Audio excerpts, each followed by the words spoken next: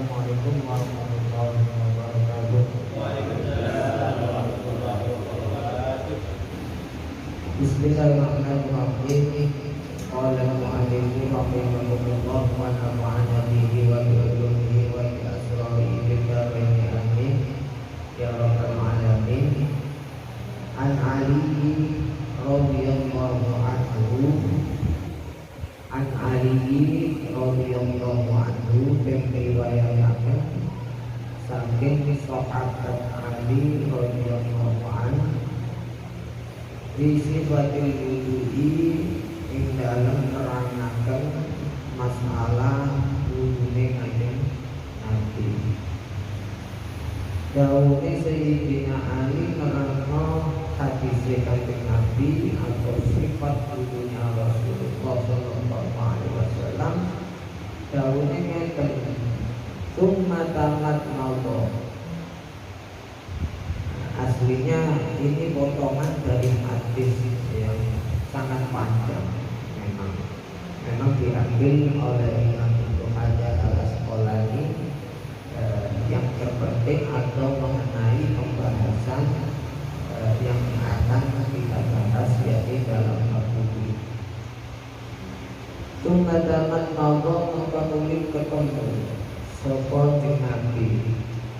Tumadaman maudha mengkanulik ketemu sapa kanjeng Nabi waslan tarolas lan nyesep banyu waslan saro lan istinsar atau nyemprotaken banyu saking irung waslan saro lan nyemprotaken banyu saking irung ketemu lan istinsar ini salasan kelawan telu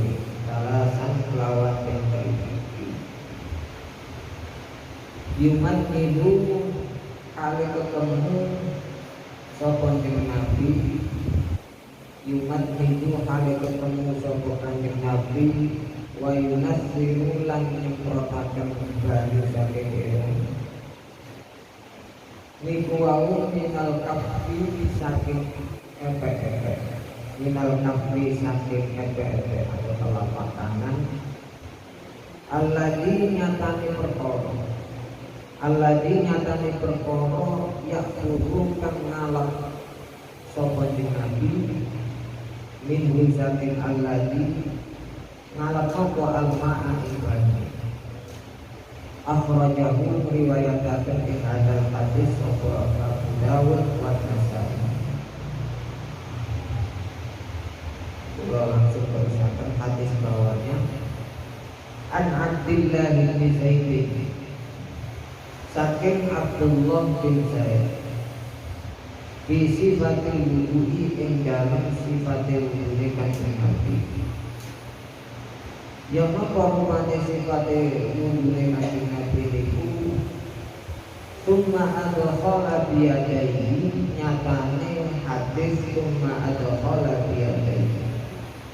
Summa adkhala monggo nuli mlebokaken sapa Nabi biyadaihi kelawan asqalurune Nabi. Bahkan Allah mengoroti ketemu sapa Nabi wastan sakolan istinsak ya sebanyu mari kene niku wau ningkapin wahidin saking epek-epek wahidin kan siji yang anu kalian melakoni sapa Nabi dalika yang mengkono matmado wal istinsak ningkapin wahid salasan kelawan telu muttafaqun alaihi dan sepakati apa hadis alaihi. Hadis dua hadis ini itu meskipun redaksinya beda, tapi maksud dan maknanya itu sama. Yang pertama, hadis diriwayatkan dari Sayyidina Ali menerangkan tentang sifat wudunya Rasulullah, cara wudu Rasulullah SAW, terutama dalam masalah berkumur-kumur, dan juga masalah istinsak dan juga istinsak. Di situ dijelaskan wudhunya Rasulullah itu ketika kumur-kumur dan istinsak, caranya modelnya itu banyak sekali. Dan yang kita bahas hadis ini termasuk dari sekian banyak caranya berkumur dan istinsak. Itu hadis ini adalah dalil sebagai dalil bahwasanya kumur-kumur dan istinsak itu paling afdal adalah diwasat, artinya dikumpulkan jadi satu dengan minal kaffi alladhi ya'khudhu minhu ma, dengan satu caukan, satu kayu, satu ambilan, satu caukan air, di mana di situ satu caukan untuk kumur-kumur dan istinsak itu adalah paling utama, dan ini adalah dalilnya. Hadis yang pertama diriwayatkan dari Abu Dawud dan Nasai. Kemudian hadis yang kedua itu diriwayatkan dari sahabat Abdullah bin Zaid. Juga sama, Nabi memasukkan kedua tangannya, kemudian mengambil air, digunakan untuk kumur-kumur dan istinsak dari satu telapak tangan. Yang malu dari antalasan, dan dilakukan itu sebanyak 3 kali. Muttafaqun alaih. Artinya hadis ini hadis sahih, diriwayatkan oleh Imam Bukhari dan Imam Muslim. Makanya di dalam kumur-kumur dan istinsak ketika wudhu itu banyak model caranya, dan yang paling utama adalah mengumpulkannya dengan satu campuran, satu ambilan, satu kali ambilan air dengan telapak tangan kita untuk kumur-kumur, kemudian istinsak. Satu ambilan ini kumur, kemudian istinsak. Itu dilakukannya 3 kali, satu kali ada sisanya digunakan untuk istinsak tersebut. Terus ngambil lagi kumur, ambil lagi sampai 3 kali. Jadi 1 kali ambilan air di telapak tangan kita ini untuk kumur-kumur dan juga istinsak sekaligus. Ini adalah paling utama, dan juga kalau kita lakukan jelasnya paling tinggi pahala dengan 1 kali untuk kumur-kumur dan istinsak. Sedangkan hadis yang kemarin yang kita bahas, hadis yang kemarin itu aslinya masih ada hubungannya dengan hadis ini, ya masalah kumur-kumur. Cuman kemarin itu dipisah. Hadis 47 itu diriwayatkan dari Talha bin Musarrif an abihi an jaddihi. Ra'aitu Rasulullah yafsilu bainal madmadah wal istinsak. Saya melihat Rasulullah ketika wudhu, ketika Rasulullah itu kumur-kumur dan juga istinsak itu dipisah. Artinya gini, Rasulullah mengambil air satu untuk kumur, kemudian ngambil lagi untuk istinsak. Jadi dipisah 3 kali, atau ngambil 1 kali kumur, ambil lagi satu kali kumur untuk tiga kali atau diseling itu nggih wonten riwayat.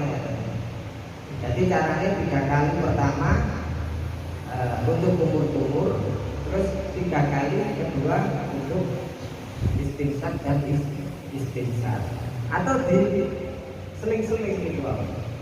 Ambil satu kumur-kumur, ambil lagi untuk istinsar, ambil lagi ketika kumur-kumur terus istinsar, ambil lagi, maka seling-seling.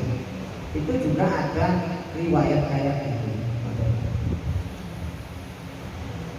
Dan ada juga riwayat itu caranya ngambilnya itu cuma 2 kali. Ngambil airnya itu cuma dua kali. Satu yang pertama dipergunakan untuk kumur-kumur 3 kali. Jadi kumur-kumur 3 kali, cuma satu cauan aja. Irit ini.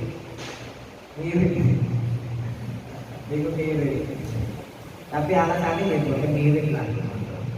Kan negoranya awak mirip itu kata baju ya, bukan mirip. Aslinya bukan mirip. Cuman memang tujuannya itu Kanjeng Nabi mendoakan kaya boten itu supaya boten isrof, kelewat batas di dalam penggunaan air. Itu enggak baik, makruh. Bisa juga haram, air itu air wakoban haram. Makanya repot. Nek masalah pancuran itu mau tenan jemput ngeten notos kasih dibuat akhirnya. Jadi ini dia termasuk ya ngarani isrof itu ya loh. Ada bukan tapi mungkin model nyawur nopo terwandang ada itu. Memang zaman dia bukan itu sih pancuran wadah ngeten. Tapi duduknya di kali tangan ada karo kayu. Nah, kali tangan di motor itu wow. Cara ambil 1 kali untuk kumur-kumur dan juga istinsar. Ada juga ya 6 kali ambilan. Cuman modelnya disilang-silang. Ada yang 3 kali pertama untuk kumur-kumur, 3 kali kedua untuk istinsar. Ada yang disilang-silang model-model. Ada yang 2 kali untuk ambilan. 1 kali untuk kumur-kumur 3 kali. Dan 1 kali lagi untuk istinsar. Itu lebih ini. Memang sebenarnya Arab itu kan langkah solusinya di model dari solusi. Tapi alasannya dia boten kok mirip model karena ittiba di Rasulullah sallallahu alaihi wasallam.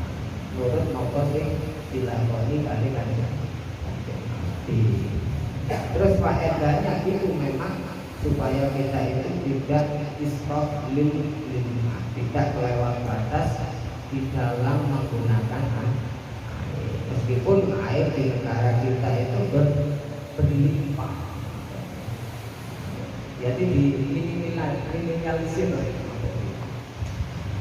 Apalagi pancuran kayak ngeten ya, butuh gemuk. Ini sih muncul terus, metu terus aja. Itu banyak ngeten kayak kumur-kumur pokok-pokok. Ini kan metu terus aja. Buat berarti ini. Israf itu berarti. Ngapa mana ini banyu wakau, mana wakau gitu, termasuk israf. Agar itu masjid itu sing lawas-lawas itu semua itu konten ngeten kamu pakai gitu, sedingin. Konten sedingin ngeten. Supaya nopo ya itu kan konten buang-buang air. Jadi tambah wudhu konten apa sebagai israf. Terus faedahnya di air wudhu itu kayak tidak diombe kayak satu. Karena itu air wudhu bak mandi apa bak wudhu itu obat juga bisa. Jadi cara kita kumur-kumur dan juga istinsak itu ada sekitar 5 cara. Itu tadi. Dan yang paling afdol adalah caranya sesuai dengan hadis yang 2 ini, yakni hadis ini hadis sahih. Makanya paling afdol itu cara yang ini, 1 kali jauhan untuk kumur-kumur dan juga istinsak. Itu yang paling afdol di dalam madzhab kita Asy-Syafi'iyah. Karena memang dalilnya itu hadisnya adalah hadis sahih. Sedangkan hadis yang kemarin dari Thalqah bin Musarrif yang dipisah itu kurang afdol, kurang sahih. Hadisnya kan hadis dhaif. Artinya dhaif itu bukan berarti tak boleh dilakukan, karena dhaifnya itu ada penguat-penguatnya dan artinya dibawa sedikit dari hadis 2 hadis ini. Ikatannya ini dibawa 2 hadis. Sehingga paling utama, paling sahih dan paling banyak kita atau pahalanya ketika kita lakukan itu adalah caranya, yakni dengan cara 1 ambilan cauran air untuk kubur-kubur dan juga istinsak. Itu paling utama di dalam madzhab kita Asy-Syafi'iyah. Al-waslu afdalu wa huwa asahhu qaulai Syafi'i. Dari 2 pendapat di dalam madzhab Asy-Syafi'i. Jadi di dalam madzhab Syafi'i itu caranya itu wonten kali. Ada cara yang tidak sahih, yakni memisah antara kubur-kubur dan juga istinsak. Itu kurang sahih, kurang afdol. Tapi kalau diwasol, disambung, dikumpulkan jadi satu, itu adalah pendapat di dalam madzhab Syafi'i yang paling kuat. Kalau menurut Imam Malik, Abu Hanifah, ya juga termasuk al-faslu afdal, memisah itu lebih utama. Beda madzhab. Dan juga hadis ini menjelaskan bahwasanya kumur-kumur itu adalah termasuk sunnah wudhu atau sunnah muakkad, termasuk yang sunnah yang harus dikerjakan, mendekati wajib. Soalnya ada di dalam madzhab Imam Hambali, Imam Ahmad itu berpendapat bahwasanya kumur-kumur dan istinsak itu adalah wajib. Ketika wudhu nggak ada kumur-kumurnya, nggak ada istinsaknya, ya wudhunya termasuk basah. Dan karena Imam Ahmad ini berpendapat kumur-kumur itu wajib fardu, maka di dalam madzhab Syafi'iyah itu ada kaidah al-khuruju minal khilaf mustahabun. Keluar dari khilaf para ulama itu sunnah. Makanya mengambil tengah-tengah bahwasanya kumur-kumur itu adalah sunnah yang sangat ditekankan. Artinya kalau tidak dilakukan ya makruh. Hadis yang nomor 50. An Anas radhiyallahu anhu, dan riwayatkan saking Anas, sahabat Anas radhiyallahu anhu, qala dawu sapa Anas, ra'a ningali sapa Nabi sallallahu alaihi wasallam rajulan ing lanang wa fi qadami lan iku tetep ing dalem jelamaane rajul mislul dusri utawi umpamani kuku, mislul dusri utawi umpamani kuku. Jadi suatu ketika Rasulullah itu melihat seorang laki-laki atau sahabatnya itu wudhu. Dilihatnya ketika membasuh kaki itu ada sedikit cuman seukuran kuku yang enggak terkena air, atau di sini dikodani telapak kaki. Jadi kelihatan waktu wudu termasuk diri Rasulullah, termasuk juga perhatian dengan sahabatnya. Jadi dilihat, oh kakinya ada yang garing, nggak kena air sampai jeli. Memang waktu itu ceritanya itu sahabat itu pas bepergian di tengah perjalanan melakukan wudu. Nah, sahabat ini kesusu melakukan wudu itu cepet-cepetan. Akhirnya ketika membasuh kaki itu cepet-cepetan itu. Jadi ada yang nggak kebasuh. Dilihat Rasulullah itu telapak kakinya nggak kebasuh. Makanya ada hadis itu wailun lil aqabi minan nar. Sungguh kasihan sekali apa? Aqab itu sebagai bahasa Indonesia. Telapak kaki kena api neraka. Wailun lil aqabi minan nar. Sungguh kasihan sekali telapak kakinya terkena api neraka. Itu asbabul hadis itu pada waktu sahabat Nabi itu melakukan wudu ada cuman seukuran kuku dari anggota wudunya yang terkena air. Dan terutama pada waktu basuh telapak kakinya itu yang kelihatan.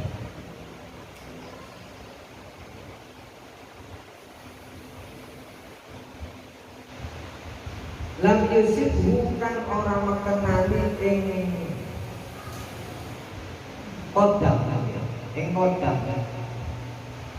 opo al-ma'u banyu.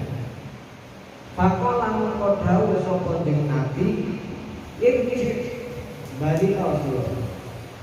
Fa'aksid mongkoli bagusono sira wudu aka ing wudu sira.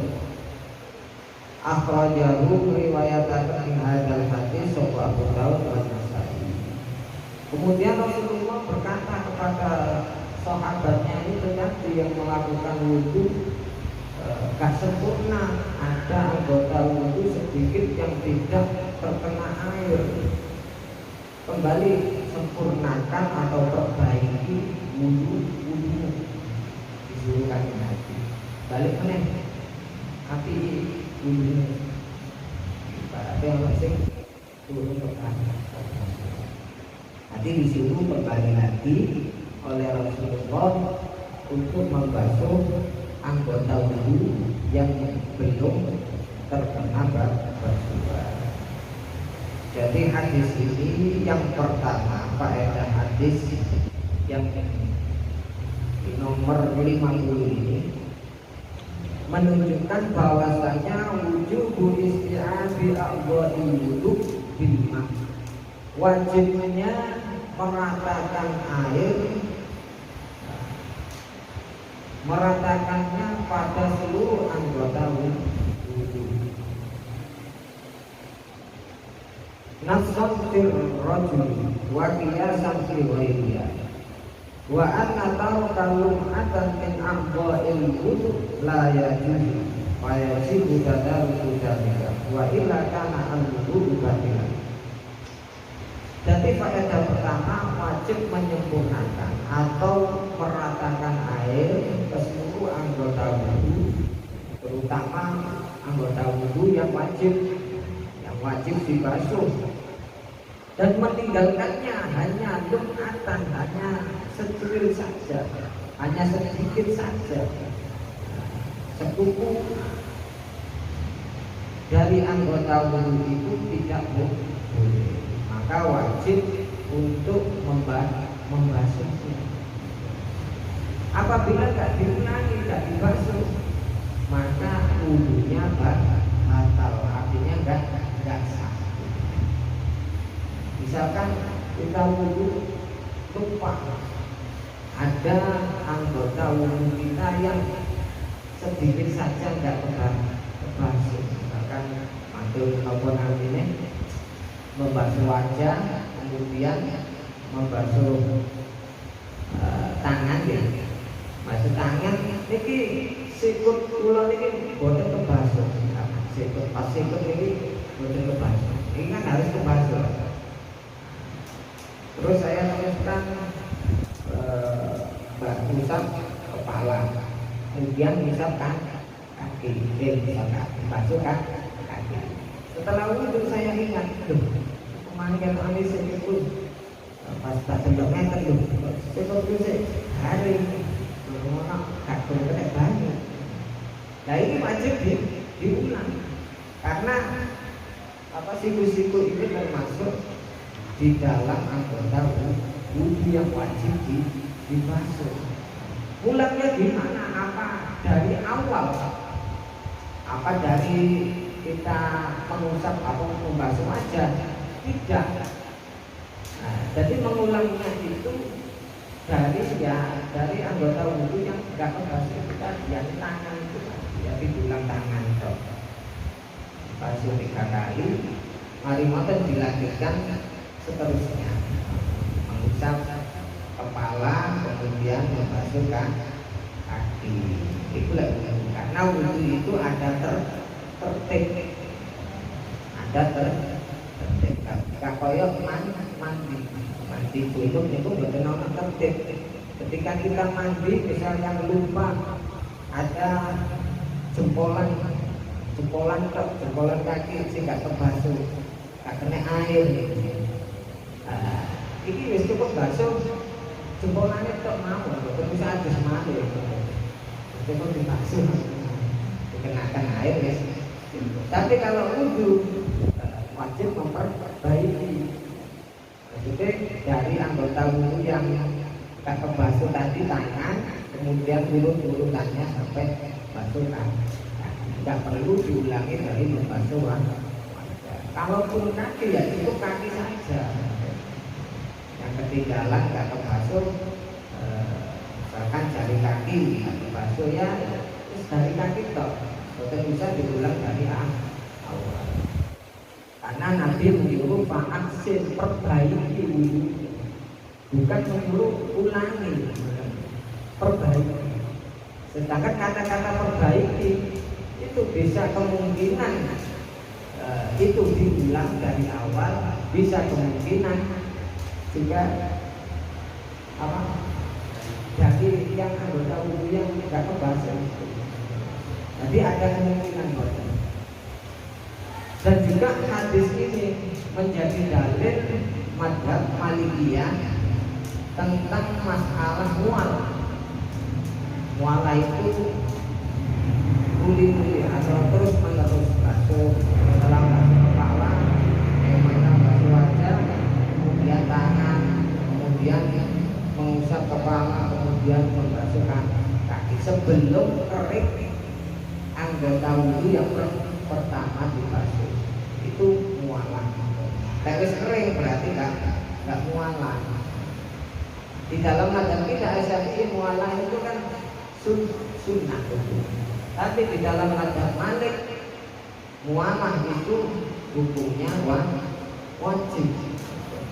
Kalau kita wudhu misalkan basuh wajah, terus selesai karek kaki dok, terus kita tinggal nyantai-nyantai kok air. Misalkan kita wudhu di rumah, karek kaki dok untuk nang musola, tinggal rokok-rokokan kopi-kopi sampai hari anggota wudhu yang lainnya. Dan kita pergi ke musola, itu sekali, apa muka sekali, tangan sekali. Terus kita basuh kaki kita, ya wudhunya sah, cuman nggak dapat kesunahan mualah. Tapi kalau pada nggak sah wudhunya, sekali. Kalau ada malik nggak sah, wajib mualah. Dan salah satu dalilnya adalah hadis ini. Hadis ini adalah dalil bahwasanya mualah itu wajib di dalam mazhab Malik, karena di situ Nabi menyuruh fa'aksin, perbaiki, artinya langsung itu perbaiki.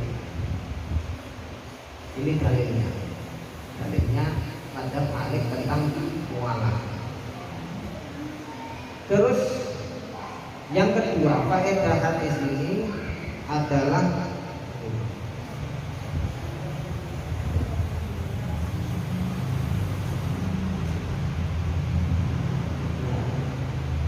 tolakul mualah. Ini harus yang kedua, tolakul mualah bi'idatul wujud. Terus yang ketiga adalah ta'limul jahil wa rifqi bihi, mengajari orang yang nggak tahu. Ketika itu kan sahabat nggak tahu bahwasanya ada anggota wudhu yang nggak terbasuh. Itu diingatkan sama kanjeng Nabi. Itu baik-baik. Tapi hadis ini menunjukkan kita untuk mengingatkan saudara kita juga kalau ada salah di dalam wudhunya atau sholatnya yang tidak sesuai dengan mazhab. Itu diingatkan, wajib diingatkan. Kalau enggak diingatkan kita dosa. Misalkan kita tahu ada saudara kita yang wudhunya asal-asalan, wudhunya bajunya nggak sampai ciput, parut tok, dia diingatkan, Mas sewu Pak, sewu, itu wudhunya kirang menjemur maksudnya. Dikatakan saya lah, yang kata-kata yang enak. Orang itu menerima dengan legowo. Dan nggak langsung disalahkan macam itu. Murid-murid kan. Murid-murid. Jadi menurut Allah dan kewajiban kita itu mengingatkan kalau memang ada saudara kita yang wudhunya atau sholatnya nggak benar, yang bisa menyebabkan wudhunya atau sholatnya itu tidak sah, itu wajib. Kalau masih ada pendapat yang lainnya itu bisa ditolerir. Tapi kalau sudah ijma, nah ini wajib. Jadi kalau sudah ijma, kita wajib mengingatkan. Artinya ulama mazhab itu 4 itu sepakat bahwasanya itu wajib. Kalau tidak dilakukan ya dosa atau nggak sah, maka kita wajib mengingatkannya ketika saudara kita tidak melakukannya.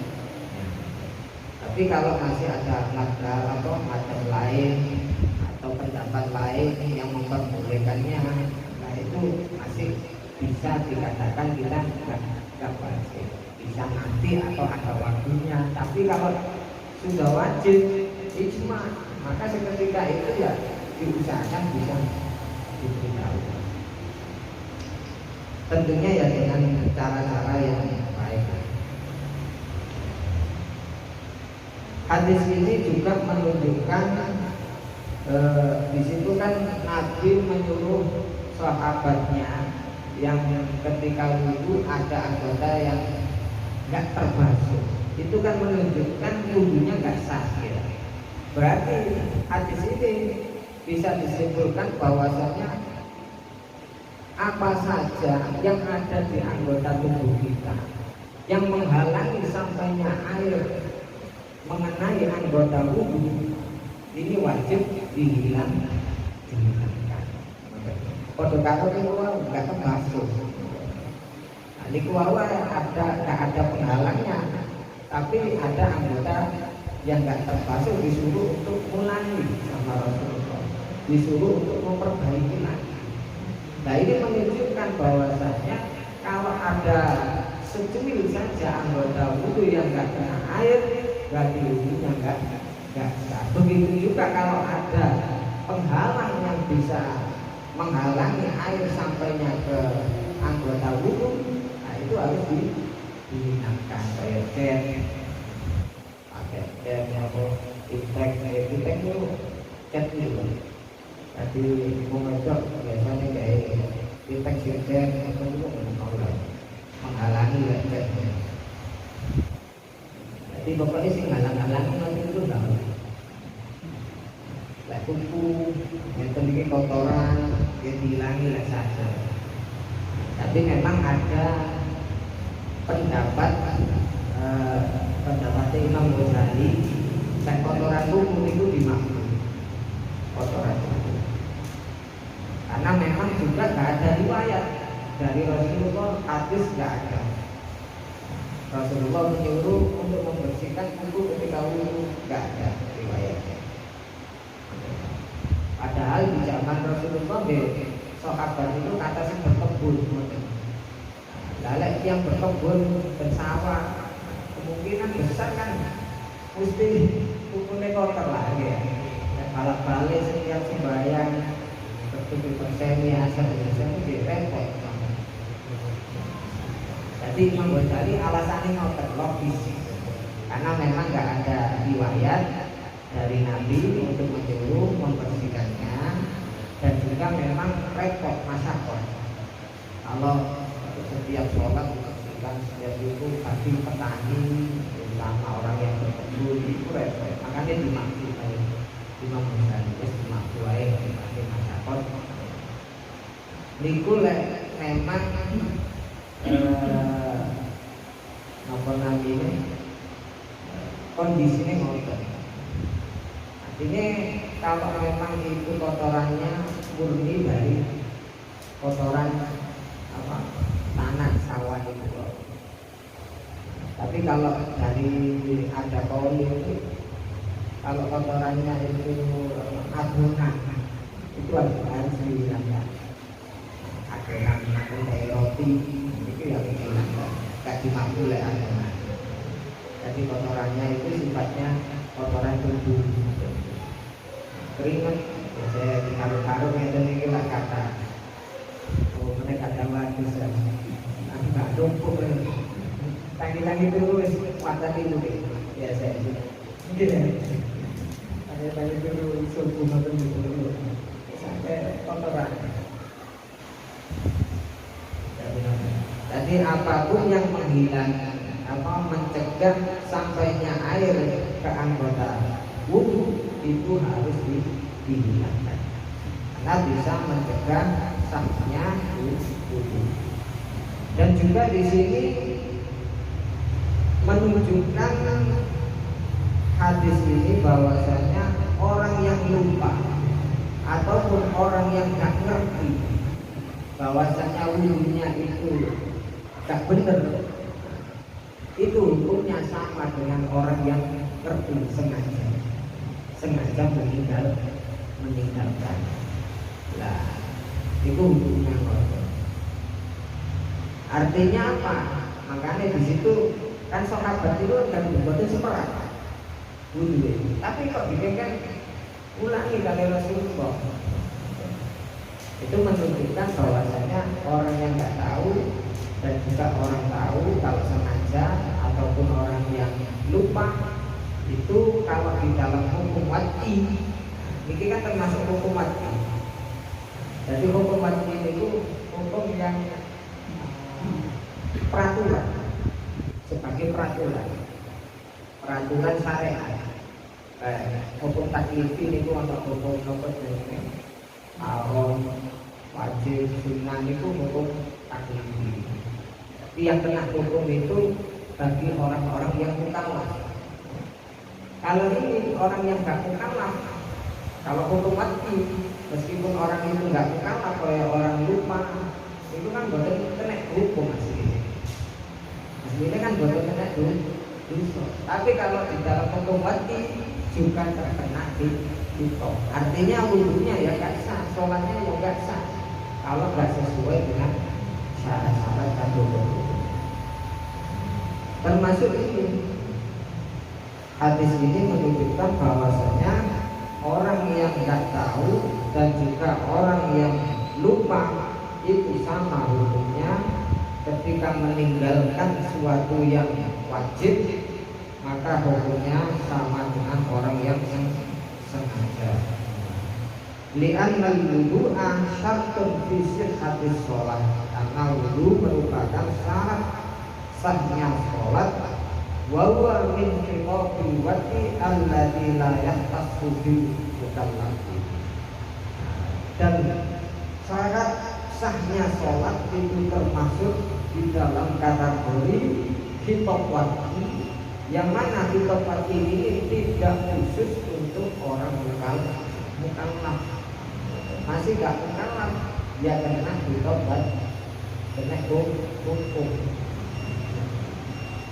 Misalkan kita lupa sholat, bukan auratnya, atau lupa pakai pakaian yang najis, itu sholatnya yang lupa ya, satu batal, dia tetap batal sholatnya meskipun lupa, meskipun nggak tahu batal.